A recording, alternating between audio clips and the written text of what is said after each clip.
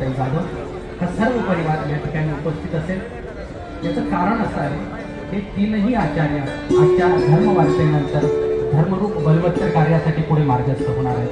उद्याच्या समारोपाच्या सोहळ्यामध्ये आपण ज्ञानपीठावर 100 परिवारांच्या शुभ हस्ते 100 अधिकरणांचं पूजन करणार आहोत। म्हणून इतर सर्व अधिकरणांचं पूजन विधी उद्या संपन्न होणार आहे। अर्थात स्वागत सोहळा आज नक्की होणार आहे। भेटगाडीचा आनंद झाला, टाळ्यांच्या गजरामध्ये तो आनंद व्यक्त करतो आणि आता पूजन विधीला प्रारंभ होतो आहे। आपण ठरल्याप्रमाणे आता हात जोडून या प्रार्थनेच्या या अर्चन विधीच्या प्रार्थनेला आता प्रारंभ करीत आहोत।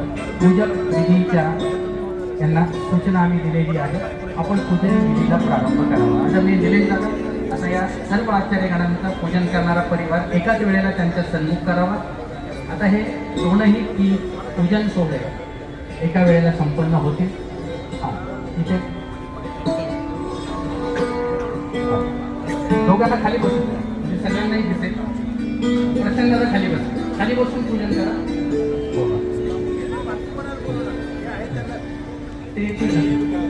तुम्हाला मराठी समजते, बसून घ्या। अर्चन विधी प्रारंभ झाले, आपण हात जोडूया। सुरू करू। वयन सगुण महंता त्रिदंडी साधर्णवंता अर्पितो गंगा सदा श्री गुरुवे नमो नमः। श्री गुरुवे नमो नमः। ब्रह्मविद्येचे वेला